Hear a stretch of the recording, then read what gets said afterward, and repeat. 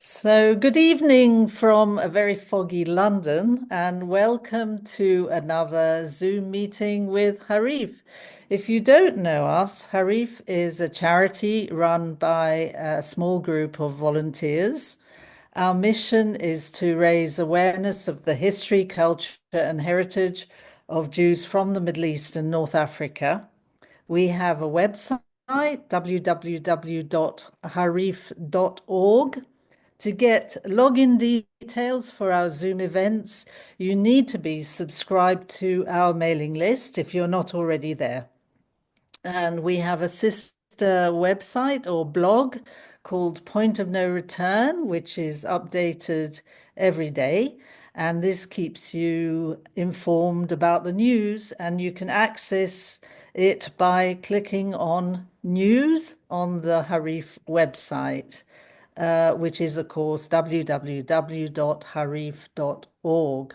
We are live streaming this session on the Harif Facebook page, and a recording will be up on the Harif YouTube channel very shortly. After our speaker has finished his presentation, you will have an opportunity to ask questions. Please type your question or comment in the chat. Do not attempt to speak because you'll be muted. Now, on to the topic of tonight's discussion. Egyptian sacred places tell tales. We are delighted to welcome our speaker, Professor Yoram Meital, who will be presenting his new book. Yoram Meital is a professor of Middle East Studies at Ben Gurion University of the Negev in Israel. He has taught or held research posts at Harvard, Oxford, and other universities. And his research focuses on political, social, cultural, and economic developments in Middle Eastern societies. His interests extend to international politics, peace and conflict studies, diplomacy, and more. In recent years, he has been a consultant on Egypt's Jewish heritage, and he's been uniquely placed to conduct a comprehensive study of a dozen Cairo synagogues and show how Cairene Jewry developed a modern Jewish Egyptian identity. And his study is the basis for his new book, Sacred Places Tell Tales, which was published by the University of Pennsylvania Press in July 2024. The book has been called groundbreaking by the Jewish Book Council. Here to tell us about it is Professor Meital, who is joining us from Israel. So over to you, Professor Meital. Thank you very much indeed. It's a pleasure. Good evening. I would like first to extend my heartfelt thanks to Lynn Julius and her fellows in Harif Association for the invitation and for the kind introduction. Given the time constraints of this panel, I can only offer snapshots highlighting key developments and claims which I discuss in length in the book. In the first part of my talk, I will focus on what I call the golden era of the community, about 6 decades that span from the end of the 19th century to the mid-1940s, and its decline in the late 1950s. In the second part, I will describe, again, in a very brief way, the unprecedented return in Egypt to the Jewish past and heritage, especially in the years 2013 to 2021. So it's not about today, and I will refer in the conclusion remarks to the war and the impact of war on the story of preservation of Jewish heritage. But this is not the main focus of the book and of this presentation. So right now, I would like to share some images with you. I hope you can see the presentation. Yes, we can. Great. Okay, so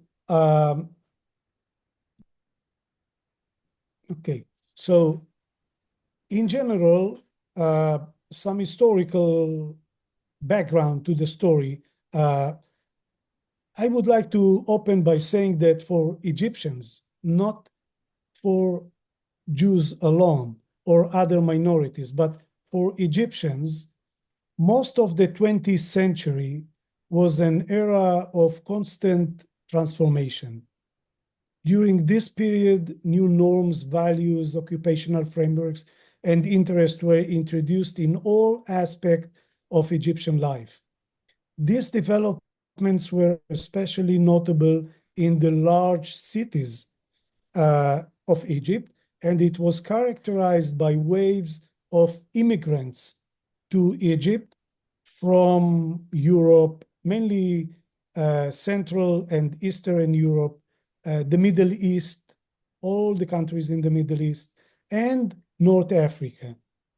The influx of foreigners who had settled in the cities of Egypt included thousands of Jewish families at this time, end of the 19th century, beginning of the 20th century. Thousands of Jewish families immigrated to Egypt. Between the two world wars, you can now see the numbers on the screen. Foreigners and minorities reached a record number. And these are official numbers. And most likely, in reality, these numbers are larger and bigger than what you see in the official statistics or books. So you can see about 80,000 Jews, over 100,000 Greeks, and of course, in Egypt, as we all know, there is this big Copts, the biggest Egyptian minority. Here, the numbers estimated between 10 to 15% of the total Egyptian society. So if we're talking about Egypt today, with over 110 million citizens, you can figure out that we're talking about over 12 to 16 million Copts. Now, as these trends continued, the economic position of the Jews as individuals was strengthened, along with their community status and their relations with the authorities.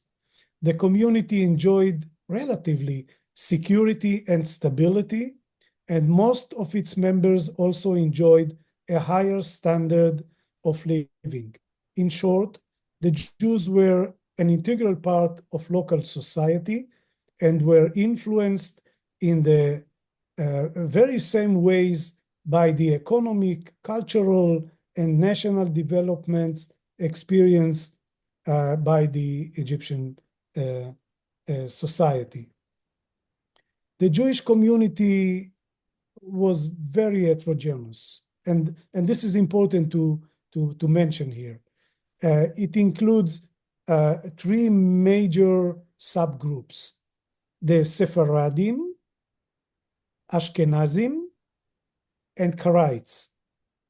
The authorities acknowledged this basic division among the Jewish population, and each group had its own regulations and bylaws and institutions. Much more significant was the division by social and cultural status. Jews were an integral part of the socio-cultural class to which they belonged. Now, the Jews played an important role in many fields, especially in commerce, banking, and business, quite disproportionate to their numbers within the general population. They also left their imprint in popular culture, especially the cinema and the music.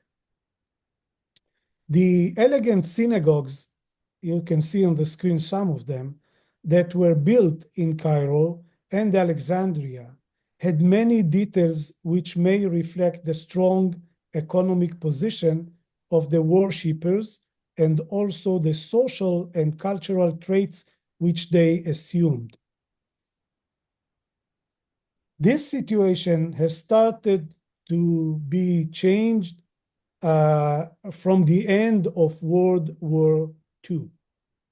Egypt has undergone in this period a major political crisis that escalated following the military defeat in the 1948 war in Palestine, the war against the newborn state of Israel. The negative rhetoric against Jews culminated, and the distinction between Jew and Zionist was completely blurred. Historically, the labeling of the entire community as Zionist before World War II was without, I would say, a serious base. The rage broke out in Egypt.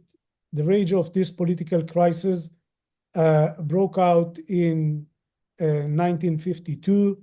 It started with an event that is called the Cairo Fire and picked up on another event, major event, and this is the military coup that is called in Egypt the Revolution of July 23rd, 1952.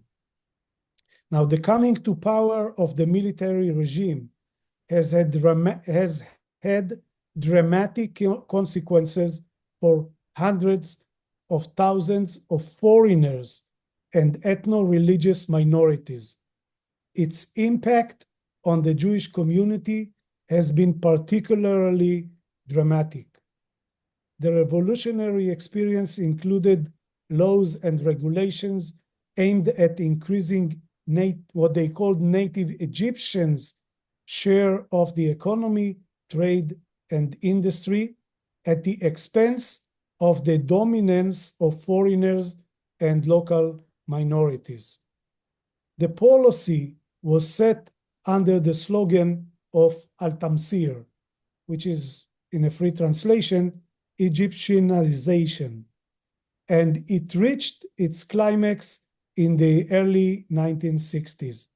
It aimed at minorities and foreigners at large, and not only against Jews.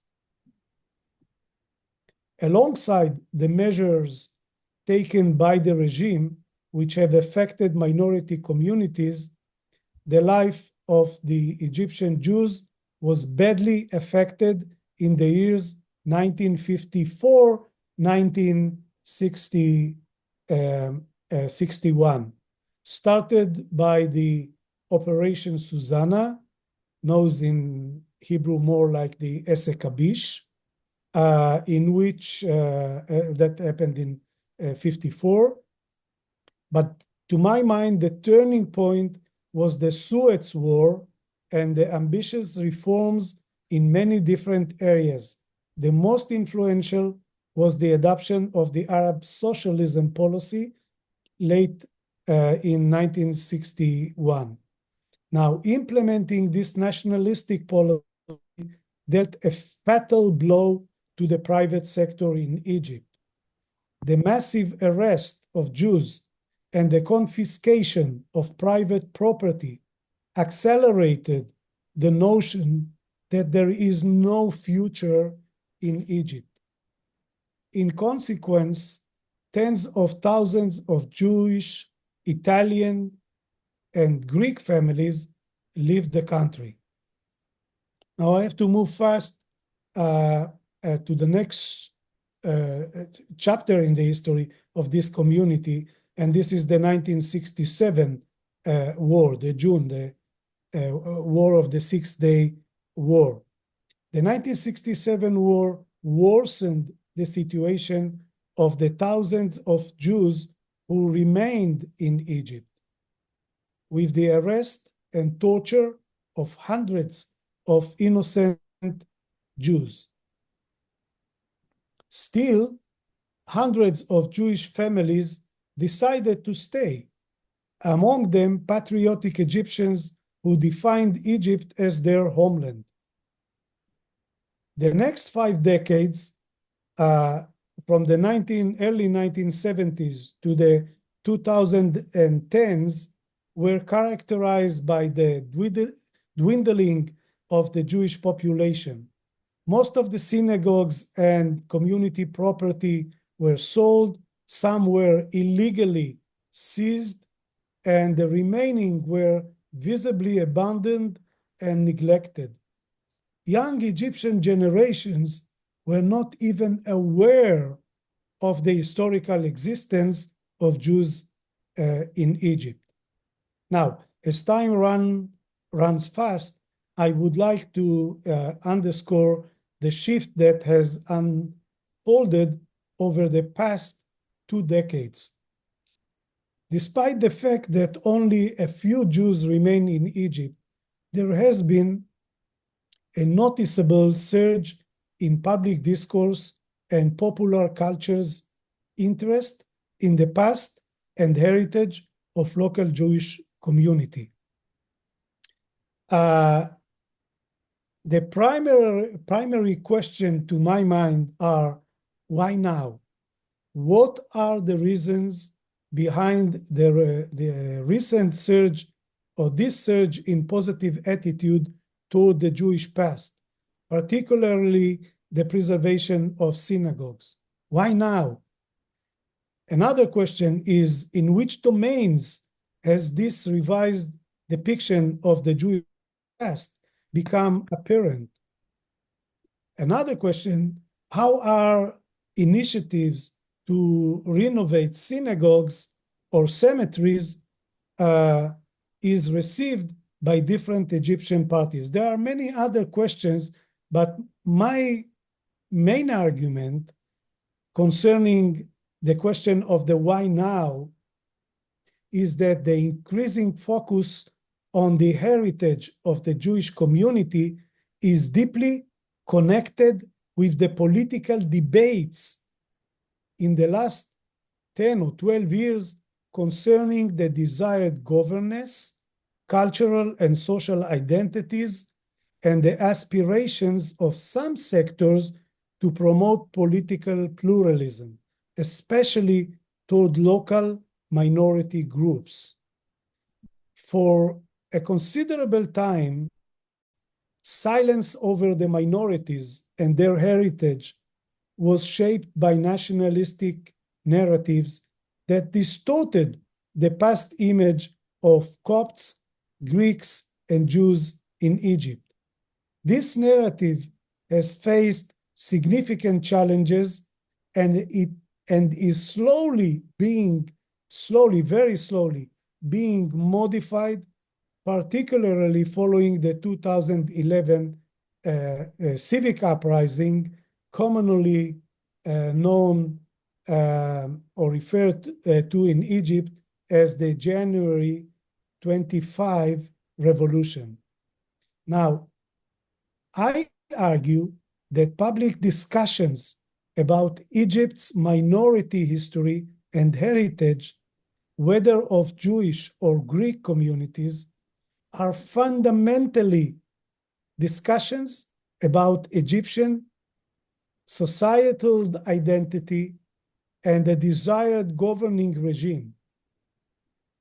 Let me put it in other words.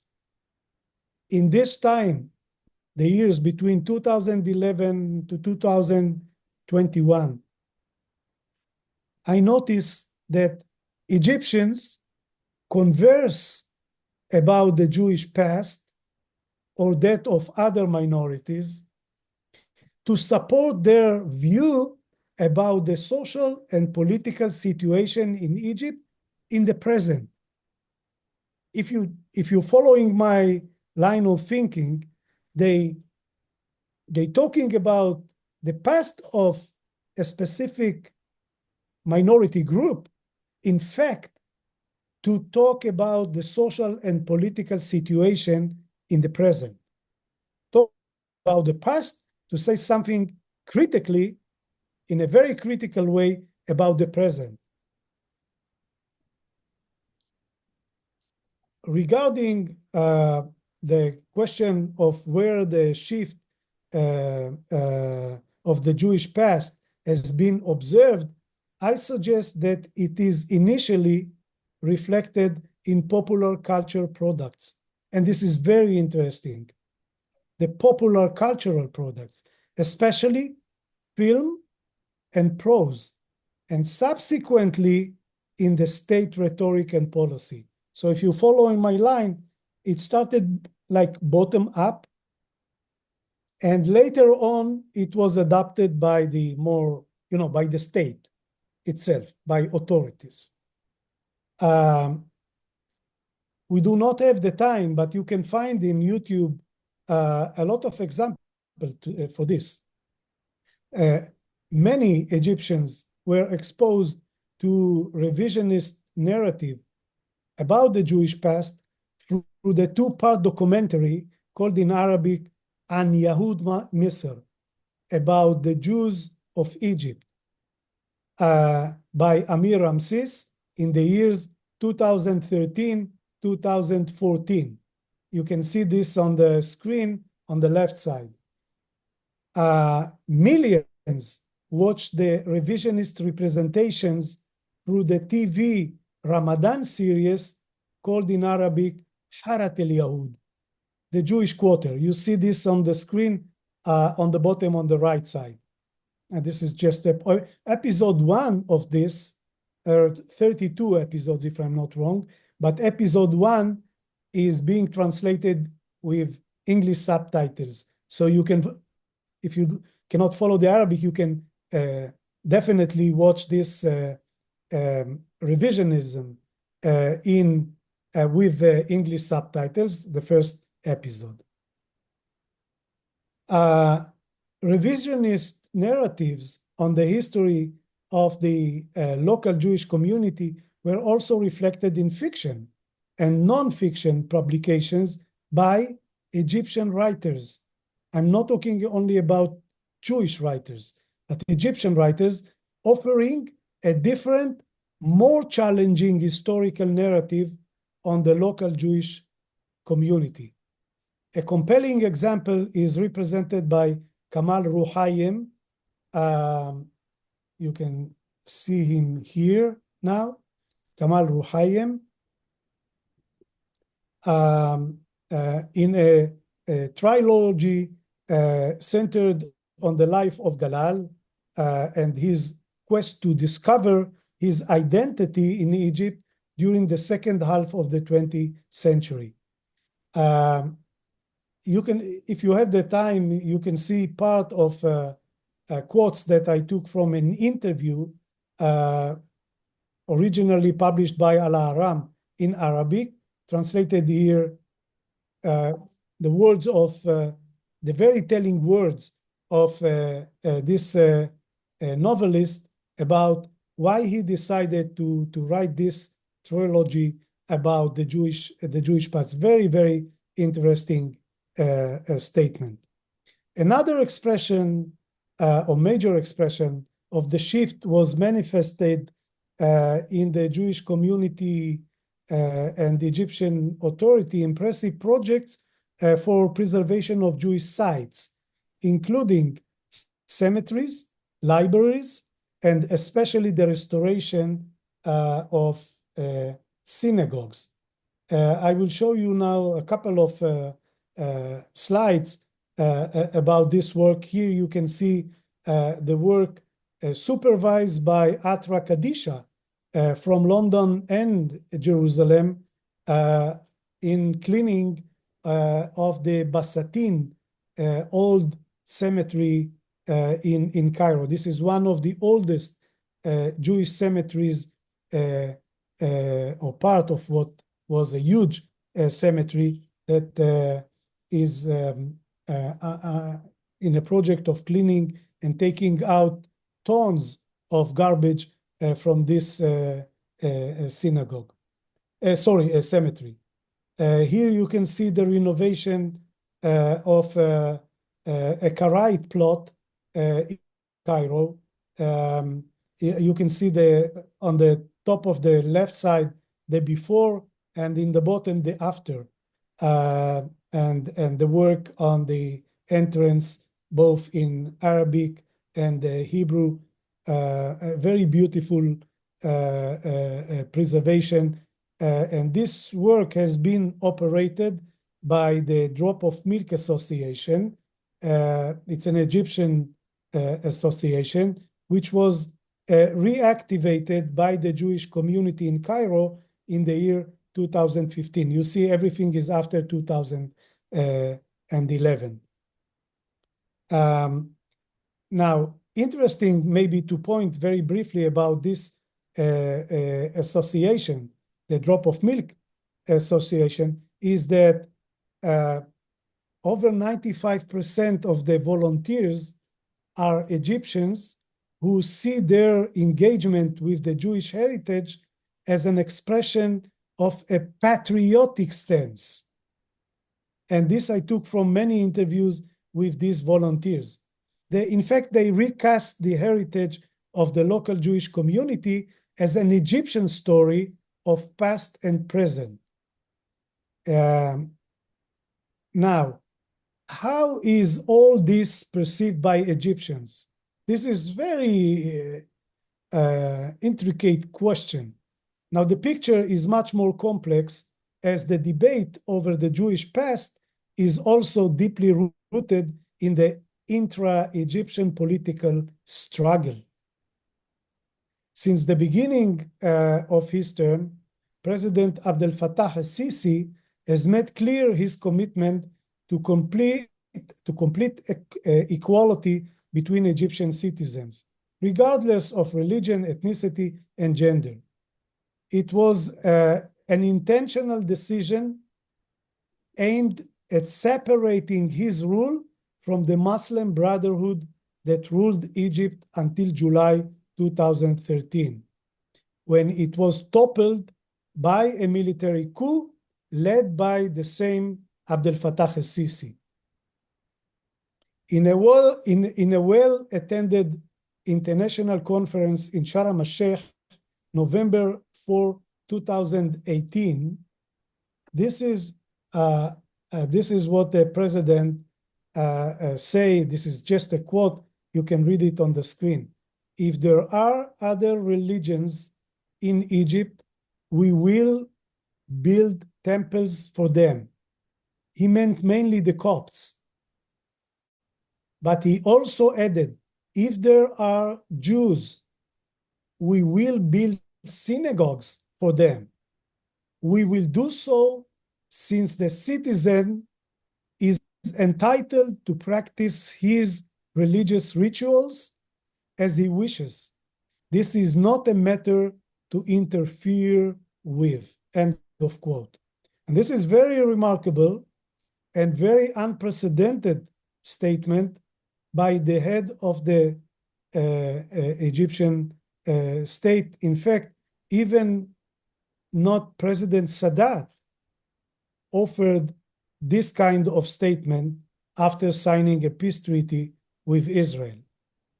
The point here is that the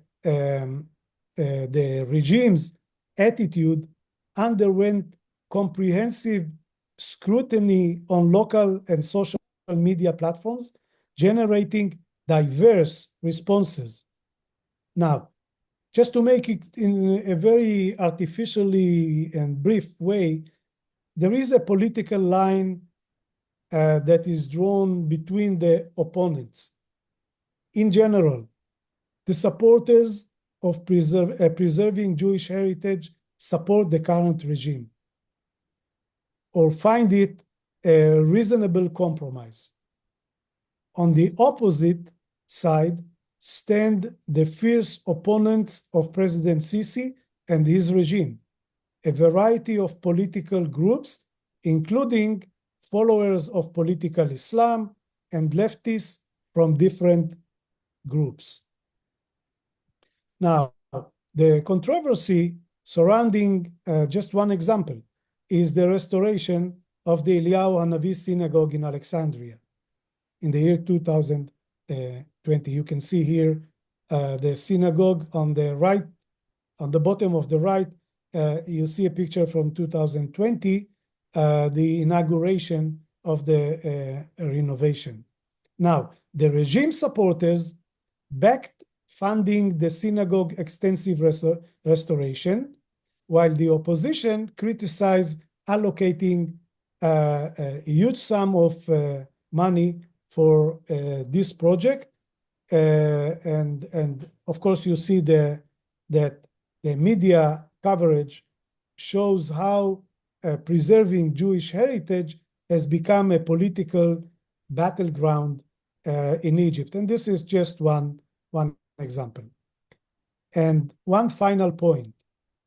In the current challenging context, the historical narrative of Jewish presence in Arab countries, not only in Egypt, intersects with the somber backdrop of the war in Gaza and Lebanon and the dangerous escalation in the Middle East that intensifies the debate surrounding the Jewish historical legacy in Arab and Muslim countries. The call to differentiate between Jewish and Judaism, local Jewish community, and Israel or Zionism marked a significant shift in the current Egyptian revisionist discourse that I just described a couple of minutes ago. After years of blending these terms, there was a growing awareness of their distinct meanings. However, and I think this should be underlined, however, the war in Gaza and in Lebanon and the tension or the kind of conflict, very dangerous one to my mind, with Iran has once again clouded these distinctions for many Egyptians. And the situation now is highly tense in Morocco, is highly tense in Egypt. And most of these revisionist narratives and revisionist work in film, in prose, in novels, most of these almost disappear now, or after October 7 terror attack by Hamas against Israel and the war that ensued since then. Now the time is up. I would like to thank you all for listening. I'm really excited to hear your thoughts and try at least to answer any question you might have. Well, thank you very much indeed, Yoram. Do you want to stop sharing? Yes. Sure. For that very succinct overview. I have two questions actually, but I would like to invite everybody who has a question to type it in the chat at the bottom of your screen. Yes. So my first question is, you are unique in that you were allowed to visit Egypt, and you were allowed to do your research into some very interesting documents, and Yes. I understand that you found a very rare document that was 1,000 years old. Can you tell us a bit about that? And also, Yes. my second question is, what are the motives of the Egyptian government? I mean, are they, are they just cynical and they want to restore heritage for, reasons of tourism? Or are they genuinely interested in reviving the Jewish community in Egypt? And that's why Sisi said, we will build synagogues for you. So just to kick off the discussion, those two. Right. These are beautiful, two important question. So for the first question, Lynn, when I was invited by Magda Harun, the head of the Jewish community in Cairo, to serve as a consultant, historical consultant to the community, I said, Magda, I'm flattered, but I don't think it will work. I don't think that the authorities will allow me, especially as an Israeli, a Jew Israeli, a Jewish to do this, kind of work. And she said, Yoram, I already talked with authorities, and they give me the clearance for this work. They want a comprehensive documentation of all the synagogues that remain in Egypt. They will allow you to visit any of these sites, including the synagogues, but also cemeteries, libraries came later on into the project.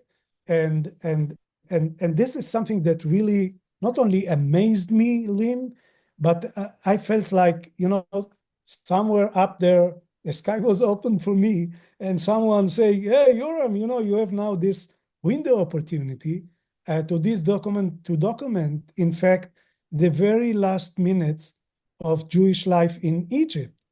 Because we know the situation now, there are very few Egyptian Jews remain, and no one, can tell for sure what will come in the future. We are not prophets, right? So I start working there, and the big surprise, Lynn, has to do with your question. So let me give you two examples, okay? So I was working in one of the Karaite synagogues in El Abbasiyah. It's a neighborhood in Cairo. And I get to the library. Now, most of these synagogues, they used to have libraries. Okay? If you look into the libraries, you can learn a lot about the intellectual life of the community, because these are not only rituals or praying books. There were all kinds of books in many, many languages. You can find books a lot in French, English, German, Polish. You can find books in Yiddish in some of the synagogues. Okay. Now, I got to this Karaite library, and I was looking for a specific book that I thought might be there, written by Murat Farag. He was a profound Karaite Jew intellectual, lived in the beginning of the 20th century. So I was looking for some of his books, but at the end of a very long day of work, I get into a package of something was in this package. I opened this, and to make a very long story short, this was part of the Bible that was written in the year 1028, almost 1,000 years old. Part of the Bible, almost the whole or part of Ketuvim, writings, part of the Bible. And I feel blessed that to find this manuscript.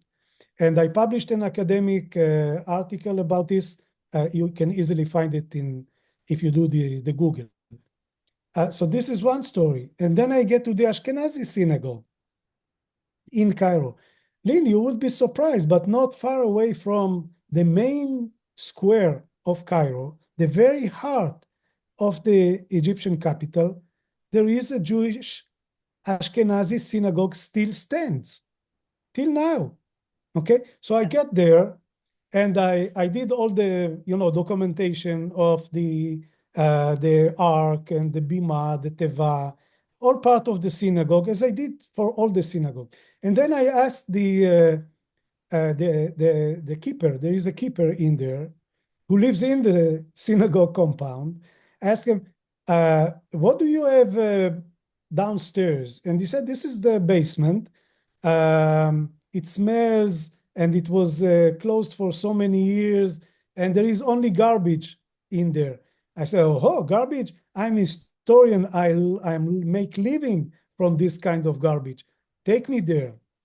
And I found in there part of the Ashkenazi Jewish community in Cairo. Files of over 1,200 Jewish families. Letters to the community, requests from the community, complaints about this and that, daily life of people. And it was part of this garbage. So I'm a fanatic collector of garbage of this kind. And the book is telling the story of these synagogues as storytellers. So if you get into the synagogue, for me, it's like if you have the ability to listen, you will find the historical voices. They are still there. If you're lucky, you will find documentation in there. If you study the chairs, you have names on the chairs. You can learn a lot. If you compare this, for instance, with the Jewish cemetery. So this kind of comprehensive study documentation was in fact the base for the book itself. As for your other question, I would say this. First, I don't think there is no one who can give you a definite answer to the question why the regime decided, and to take part in this and to allow and to come up with this kind of statements. I think it's a mix of reasonable answers. One of them is exactly what you said. Maybe it will attract more tourist industry into Egypt. Okay, reasonable. Why not? People coming to see the pyramids, they can see also churches, they can visit synagogues. Wonderful. But to my mind, Lynn, the more, I would say, meaningful cause is deep in the political struggle within Egypt. This is a political struggle between two mindsets, two political mindsets, two political agendas. You have in one hand the Muslim Brotherhood and the political Islam, and they are kind of the internal enemy of the regime. And this struggle it continues. It started in 2013 and it continues. And Abdel Fattah al-Sisi, the president, his signature is deep into this political struggle. So for him to build this image of Egypt with moderation, more pragmatism, and more open mind to the minorities, it's part of his political agenda. And it is also part of his effort to be attractive to sectors, millions of Egyptians. They do not want to see the brothers coming back to power. And they are ready to go with this policy toward minorities as more flexible, as more. So they're building this image of Egypt. If it brings also dollars into this empty pocket of the government, wonderful. But I think it's about political survival. Right. Thank you for that. Now, we've had a question or two about preserving the heritage. And what happens to these archives that you have found? And of course, the very prickly question of how accessible will they be to Jews? Right. So first, I have to say that I do not have the archive of the Jewish community in Alexandria or in Cairo.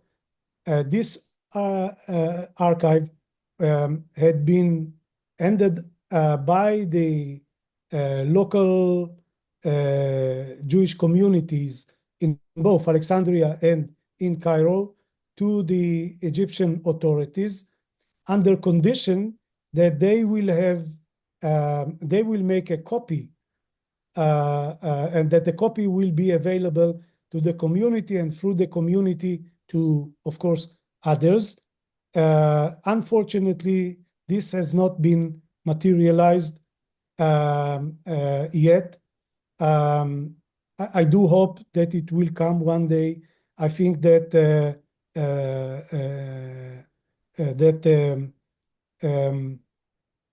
efforts and the continuous request by the community, by Magda Arun, by others for getting these copies, this is very important. And it's very important that international organizations will continue their effort asking, using their channels, asking that one day we will have this documentation. All the documentation that I used in the book are coming either from documents that I found in Egypt, okay, in the synagogue, as I described, or, for instance, in the wonderful collection of documentation that is kept in Yeshiva University in New York. Other documentation was given to me by private expat Egyptian Jews, and I used them also in the book. Right. And Michelle asks, why can't the archives just be digitized?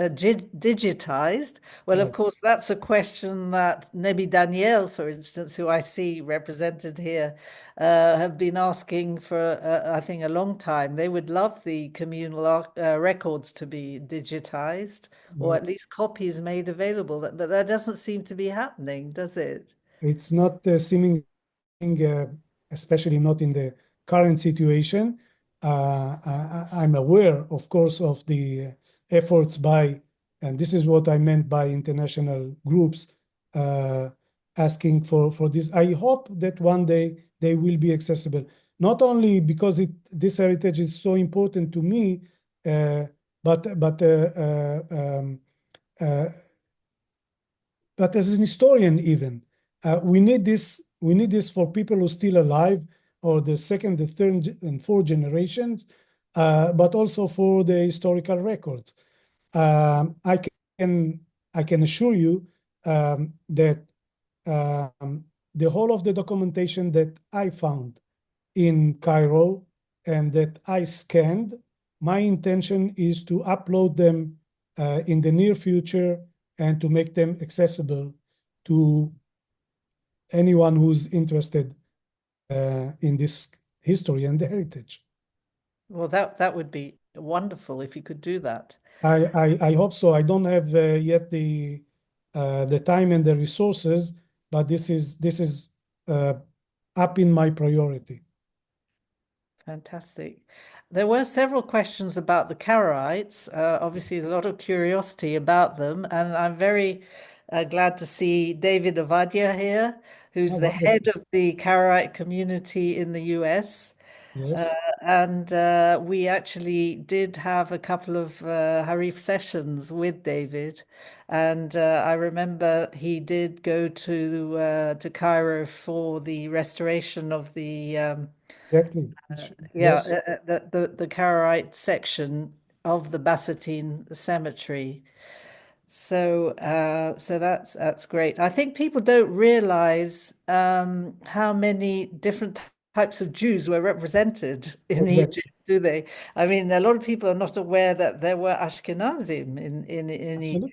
And And, I a actually large community, I knew about the synagogue, but I thought it had been destroyed in 1945. no, it was destroyed in it was there was an arson initiated by Muslim Brothers in November 2nd, 1945, but then it was renovated and it was inaugurated in 1950, and it still stands, as I mentioned, in Cairo. But with your permission, just a word about the Karaite and the interest of the Karaite. So one of two in a very short way points. One is that one of the purpose of the book is exactly this, to expose and to discuss the heterogeneity of this heterogeneous community. It's a very, very rich community with different groups, with uh, in the modern era at least, with a very smoothly and basically good relationship between these three groups.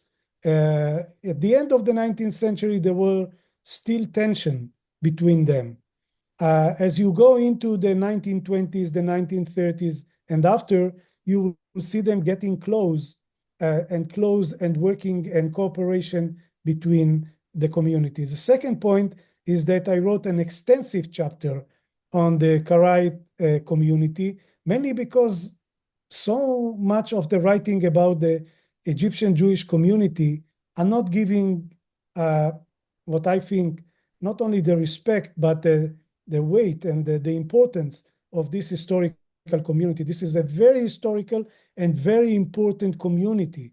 And there's so little has been written about this community, and sometimes this writing is not historically accurate. So I did my best to record the history of this very impressive community through the synagogue that still stand in Al Abbasiyah neighborhood. Well, I don't want to keep you too much longer, because I know you've undergone a few medical operations lately, and I don't want to tire you out. So it just remains for me to just mention the book, which is Sacred Places Tell Tales. It was published by the Pennsylvania University Press, and it is available on Amazon. I believe in hardback and in Kindle. Is that right? Yeah. Yes, and I know that there is a discount code. Those who interested, just send me an email, ymeital@bgu.ac.il. I will be gladly send you the flyer with this code if you're interested in having a volume of this book. That's good to know. And then just one, somebody asked how many Jews are left in Egypt. Can you put a figure on it? It's difficult to say, but I would point out very briefly 2 points here. One, I can say that maybe you can count them in Jewish, like less than 10, okay, all over Egypt. I think it's even less than 5, but let's say very few, okay, or several still remain. What is very interesting is that there are thousands of families with Jewish roots that stayed in Egypt. So kind of stories that, my grandfather, my grandmother, they were Jewish and they convert and they stayed in the country. They married a Copt or another Christian denomination, or became a Muslim. But we have a Jewish roots. And I think we're talking about thousands of people, Egyptians that still live in the country. One fantastic story, if we just talk about this. Yeah, sure. So this morning, I gave a talk to my students about this book. Okay, so this Right. book in Arabic was published by Nadia Kamel under the title Al Mauluda. In free translation is uh, he who, she who was born in the name. Okay, so the subtitle is very interesting, and it is telling a story. The subtitle is that this is the story of Naila Kamel that were born Marie Elie Rosenthal. Oh, wow. You see, these are the memoirs of a woman. She passed away a few years ago. She was born Marie Rosenthal, a Jewish Ashkenazi. She married a Muslim Egyptian, and they both were in the communist movement, served a couple of years in prison, and then they get married. And this is the story that was her memoirs. Fascinating. This book, I stopped counted in the 4th edition of the book. So it attracted many Egyptians who want to read about this fantastic story about she was born Jewish, but she stayed in Egypt, and her daughter Nadia is a famous film director. She also produced a wonderful film. You can find it in YouTube. Just go. It's called Salata Baladi, a mixed salad. And you know why she called this a mixed salad. It's a very autobiographical story of the family. Right. I suppose it takes some courage to admit that you have Jewish roots. Absolutely. I think that today it will become very difficult, and I think those who left, they are not going with, we are Jews, and not at all. But in the years 2014, 15, 16, 17, I can tell you that I was in Egypt many times, and the whole Magda Arun is it's like a public face, well known in there and well received by most people that we met. Fascinating. Can you repeat your email address, please, for Yes, who want to contact you? It's Ymeital, Ymeital at bgu.ac.il. Right. So that's Ben Gurion University. Ben Gurion University, exactly. Yeah, that's great. And if anyone didn't manage to catch that, they could always email me and I'll pass it on to you. Wonderful. So I'd just like to thank you so much, Yoram, for a very interesting talk. And a reminder once again that the title of the book is Sacred Places Tell Tales. And I can't wait to read it myself. Please do. Okay. Before we go, Okay, thanks a lot for the invitation. I enjoyed introducing the book in a nutshell. It's like snapshots of many other stories. As I try to say, synagogues are wonderful storytellers. We just have to listen or to read. Fantastic. Thank you very much. Thank you. So it is our usual custom to unmute everybody towards the end. But some people, Zoom user. Yeah, there are a lot of people who haven't used their real names, so all those can't actually ask a question or put you back in the waiting room. And oh dear, oh dear. If you can rename yourself, I'm very happy to let you back in, but we cannot have people we don't know who this they is are. this is because we don't have registration. We have to be extra careful about who we let in. So just put you back in the room, and if you rename yourself, I'm very happy to let you back in. Okay, so I would just like to tell you about our forthcoming events. we've got our big commemoration on the 20th of November, the commemoration of the exodus of Jews from Arab countries and Iran. And that is taking place in London at JW3. The theme is the Jews of Iran, and we are having the Dardashti sisters, who are coming all the way from New York to tell us the story of their famous grandfather, who was a singer. So that is in person at JW3, but it's also online. So, you know, you don't have to be in London to follow the event. Also, we have a showing on the 1st of December of A Forgotten Exodus, which is a new film made by a film director called Marcel Prince from Holland. That, unfortunately, is only in person, but we're going to be showing the entire documentary. It's a two-part documentary, and it was actually shown on Dutch television. So, you know, look at the Harif website for details there. And then if I could give myself a plug, I'm going to be talking about Jews of Syria on the 17th of December. Again, please join me. And I'm very happy that you all joined me tonight because there are so many distractions, like the American elections and Guy Fawkes and the Great British Bake Off, I think, is on television.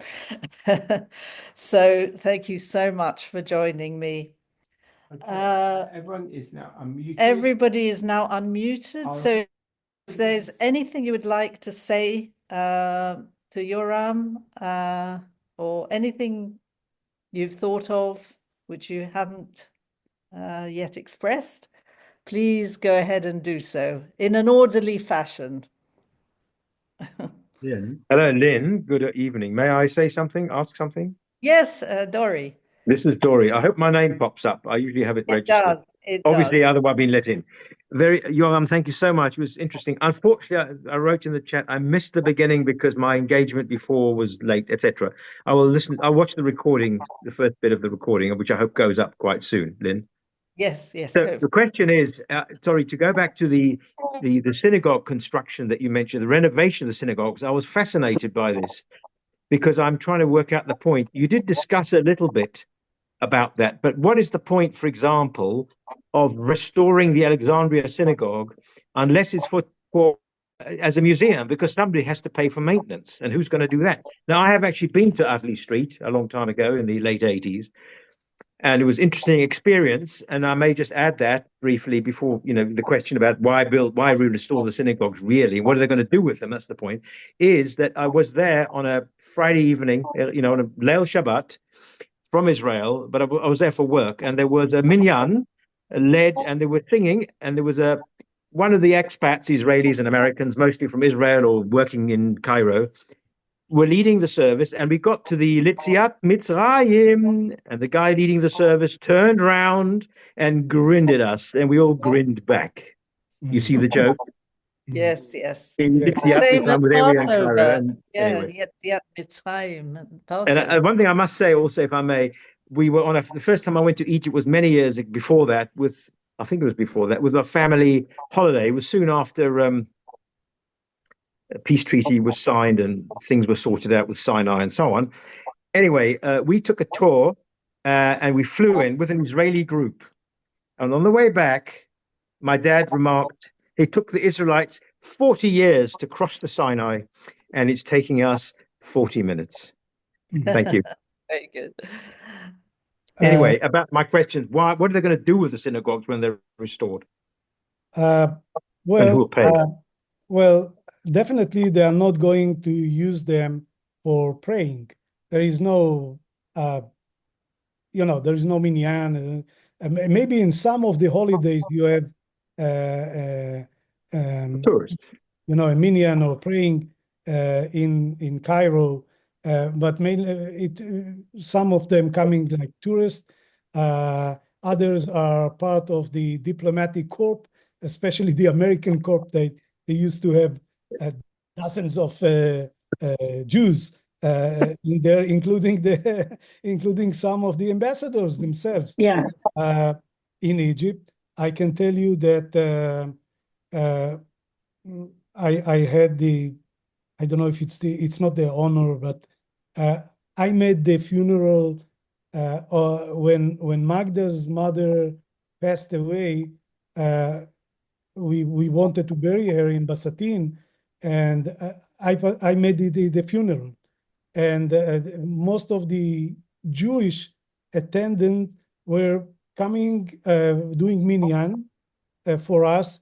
There were diplomats that serve in. So there, this, as for the synagogue were most likely until, I don't know if the Jewish will revive, no one can tell, but in the near future, it will be served as other historical, cultural institutions.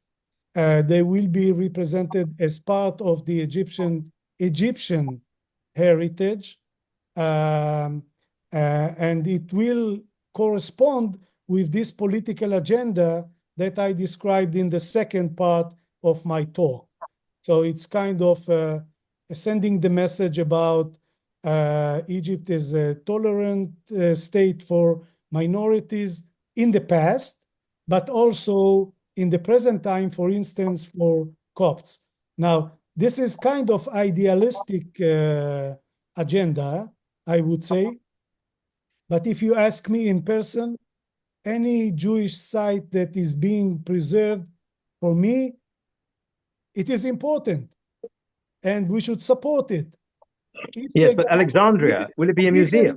Yes, but even if the government is doing what Lynn described as cynical, with cynical motivation, even if this is the base for their motivation, I would say I'm going with this, because they preserve part of this heritage. Because when you cross the street in central Cairo and you see this monumental building, or you cross the street in Nebi Daniel and you see this beautiful synagogue, and Egyptian people, we look in this, and it's a kind of a monument that is in the present, but it says something about the past, about the history, about who were these people who used this. It raises a lot of questions. And for me, you know, when young Egyptians getting into a synagogue to visit and getting some historical guidance or lectures, for me, this is wonderful. I want more of this. I want more of this. If you come and say, but you know, someone is using you by this, someone is making a profit even from this visit, maybe they will start selling, you know, tickets like they do in Ben Ezra synagogue in Fustat in Cairo. I would say this is not the most important thing. For me, the most important thing is that the Egyptian government and society participating in preservation, it's a kind of rehabilitation to the Jewish past in this country. And for me, this is very important. Thank you. Does anyone else want to say anything before we close? Yeah. Vivian, say something. Hi, Yoram. Hi, Lynn. I'm calling from New Jersey in the United States, and the result will not take place for another 7 hours. So don't worry about it. Anyway, Yoram, I wanted to ask you, do you still travel to Egypt? Well, my health condition now is not that good. Right. I'm glad you don't have your brace anymore. Yes, but I'm just in the beginning of a long way of recovering. Okay. But as I mentioned earlier, you know, when I'm coming to Egypt, people know who am I. And I'm coming for a very specific reason, especially now with the book. It's kind of a statement if I go there, and the situation is far from tense, what I tense. described to you. Is highly stressed, and if you talk with people like Magda Harun, she can tell you much more than what I said here. I don't want to speak on behalf of her, but the situation is very, very contested, and the rhetoric, unfortunately, is like going back decades in time to an era that we don't want to go back there. Right. In fact, I truly hope, really hope that if one day, hopefully in the near future, the war is over, they will start to reconstruct and to do some of the important work that we stopped. Now, the point here, Vivian, is that, in fact, we stopped in 2022. So before the war, we stopped for reasons that I really don't want to go in public about the reasons for this, but it has to do with the very structure of the Egyptian regime. It's a very authoritarian regime.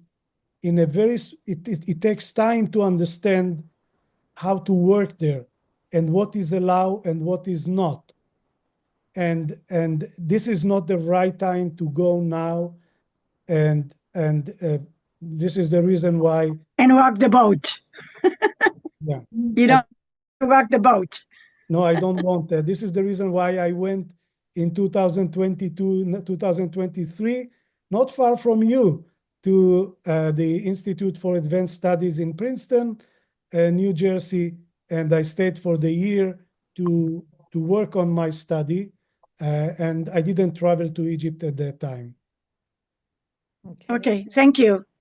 I think I hope your health will improve. Thank you. Appreciate it. Amen to that. Aldi, did you want to say something? You've got your electronic hand. Right, it's Florette actually. Florette. Florette. The Aldi actually went on. It was something that I put in the wrong box or something. Oh, okay. No problem. Florette. I'm me. Thank you for letting me speak. And thank you very much for this beautiful talk that you gave us. It was very, very interesting. I was myself in Cairo just before COVID. Was it 2022 or whatever? I can't remember. I met Magda, and she was very excited that I also remembered her father when I was a child. Wow. She was very excited I met her father. But what I found when going around Egypt is, as part of a Jewish group, people were looking at us and wanting to speak to us and came up to me personally. I felt like a film star. Everybody wanted to have a photograph with me, I think because they realized I was Jewish, and they'd obviously been learning about that in school. There was a group of children with a teacher, and there's a photograph somewhere with me and the whole group of children with the teacher. I think because they must be learning about this, and I agree with you that when they go to the shul and they see, there were Jews here and learn the history about Jews, that must be one of the things they're doing. But they're also trying to bring in tourists. But what I would like to ask you, please, I went to the cemetery. My personal wish was to find the cemetery where my grandfather was buried. I wanted to visit my grandfather. There was no way that I could. We tried to get a list of the people. Do you have a list of the people buried in the cemeteries? Can we locate our loved ones so that we can honor them by visiting them? I would dearly, dearly love to do that while I'm still alive. Well, or in Alexandria? No, in Cairo. Well, the situation in the Basatin cemetery, first we should say, LD, that only part of the Basatin cemetery is still exist. Yes. The vast space of the cemetery is being occupied now with buildings, most of them illegally constructed. There are hundreds of thousands of Egyptians who live in these buildings, okay? In addition to this, there is the building of the ring road that cross in Basatin, and very recently the community agreed to give another chunk of the Basatin area cemetery to expand the road. Now, I can tell you, if you read like me Egyptian media today, you will see a lot of writing about the destruction of cemeteries, not Jewish alone, but cemeteries in all part of Cairo for expanding roads and new neighborhoods. And it's a huge criticism against the government, And if you look into social media, you will find words that you would not imagine, that people saying about how bad and destructive is this policy of not giving respect to Egyptian heritage. And we're talking about Muslim cemeteries from the Fatimid time, from the medieval time, and they are now being demolished for expanding roads. It's a huge issue. Now, as to your question, there are a list of names of people who buried in Basatin. It started with a Canadian Jew who made it during the time of Carmen Weinstein. She was the head of the community before Magda Arun. If you go to the Nebi Daniel website, you can find the map of the cemetery. You can find link to studies, and you can find also the reference, if I'm not wrong, with this list that I mentioned, that this Canadian Jew made. I took photos of hundreds of tombstones by myself. So I have my own kind of archive, and I did it over the last 20 years now. So I used to go there and taking photos. And some of these tombstones are gone by now, but I have the names. This is a very, it's very sad. May we have access to your list? Good story. May we have access to your list, please? As I said, my intention is now that the book is out, and in the book you can find a very detailed discussion about Basatin, not only about the community and synagogue, but also about the cemetery and the history of the cemetery. And my intention is, with God help, after I recover, to make this website with the images, the documents. I'm not going to keep them for my. I want them to be up there for people like you interested in the topic, and you can go and see, if you're lucky, maybe you will find, I don't know, your relatives. But all the time that I was walking in Cairo, I was looking down on the ground because I heard that they'd taken the stones, the marble stones, and made roads out of them. So that I was looking at everything that's looking down to see if I could see a name. It was very, very traumatic and very, very upsetting. Thank you. I understand this, of course. Roger, Can I ask a follow on from Florette's question? Sorry, Florette triggered a question in my mind, what she was talking about. Just a minute, Dori, because you've already had one. Can I ask Roger to say what he wants to say? Sorry, thank you. Well, first of all, thank you, Yoram, for your presentation. And the list that Yoram is mentioning about the Basatin cemetery. Indeed, in the 1980s, a list of 1,500 names, I think it's more like 1,400 names, with the exact location of the grave has been put by us online because of the list that was given to us by Aaron Kiviat. And if you go on our site, you can find the link to that list, and you just put the name and you find out if that name exists on that list, and it will tell you where the location of the grave is with the actual map. Thank That's you. that's the Nebi Daniel site. Maybe Yeah. Okay. However, Got that, Florette. the most yes, thank you very authoritative much. That's list, very helpful. however, the most authoritative list is in the registers, which are with the National Archive, and we have no access to them. No access, yeah. There are registers of deaths where every single death is mentioned since the beginning of the 1800s, with the exact cemetery and the location of the grave. And that is very true of Alexandria, and we've seen it with our own eyes, but now that with the National Archive, and we cannot have access. I think Magda had this list and we couldn't get access to it. Which list? Magda had the list, yes. Which list are you talking about? A list with 2,000 names, with many thousands of names, but we couldn't have a copy of it. She just showed us, and but we couldn't actually look our names, because it was just, oh well, I've got one and I'll let you know. But we never ever saw it again.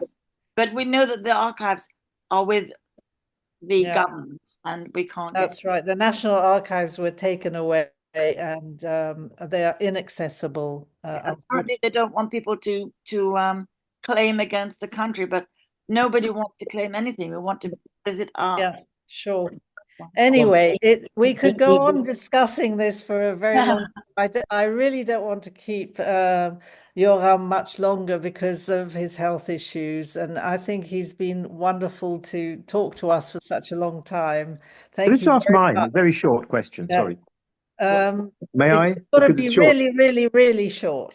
Well, yes. I actually have an answer to a question raised by Dory about the maintenance of the synagogues.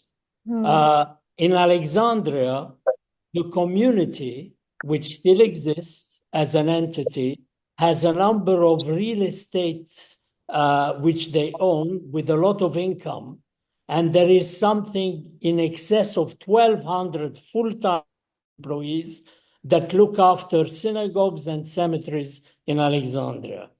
I hope this answers your question. Amazing. My question is following on for what Yoram was saying. Does this mean that the anti-Semitic propaganda that used to be taught to children and used to be broadcast on Egyptian television has stopped? Well, you want me to answer, or you? Yes, anybody. You especially. Yes. But anybody.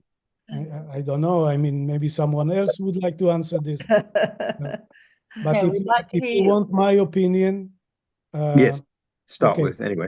Okay, I will start with saying that the anti-Jewish propaganda that went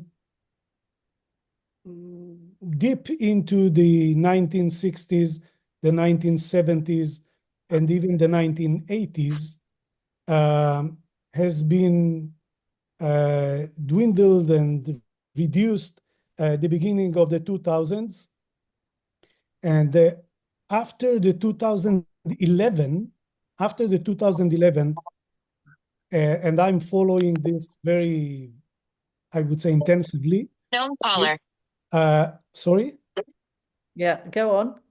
I'm saying that after 2011, this rhetoric can be found definitely in the more political Islamic channel, maybe in the social media, because today most of what used to be legal political Islam channels, they were censored by the government because of this political struggle that I described in my talk. So they do not have access outside the Facebook or social media. But if you go to social media and look into sites that affiliated by the Muslim Brotherhood, you will find this kind of rhetoric. If you look into Al-Ahram, main media channels or outlet, especially the Egyptian TV, you would not find this kind. Maybe you can hear here and there someone is coming with a kind of, I would say, words, but not in the intensivity and not in the way that we used to find in the past. Mm-hmm. Thank Okay. you. Can I come in Yeah. with a word, please? Who's First of all, that? Who's talking? by Solomon Green. Oh, So- Solomon. Yes, First yes. of all, Lynn, can I just A say, last word from you, Solomon, and thank okay, you first very of all, much for putting us together, actually. no, thank you so much for this very interesting talk, and thank you, Lynn, for putting it on. Thank you, Yoram, too. I'm glad to see you're so much better, and please get better even more. 2 points. One, to follow on, a cousin of mine who is no longer a rather distant cousin, I might say, from New Zealand. He's not Jewish. He went to Egypt and he's been to Basatine. He was there last month, and a mutual friend, Sammy, showed him around the Adli Pasha synagogue.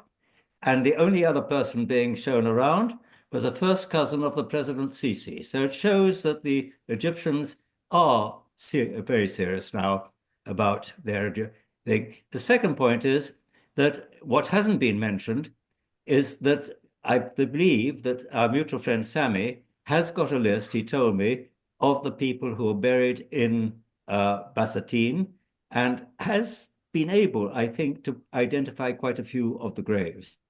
And the last thing is that the Goutte de lait charity, which is the drop of milk, which was a Jewish charity for Jewish children, but has been expanded now, so because it'll take it for Coptic children, Muslim children, etc. And it has 30 young Egyptians working for it, and they are actually in the throes of tidying up and rebuilding some of the graves. So it is very hopeful, and I'm sure Yoram can put people in touch with Sammy, because he knows Sammy much better than I do. I only got to know Sammy through him. And thank you very much, Yoram. Okay, Solomon, first, thank you. I'm very happy to see you. We definitely will talk more about in the next week or two.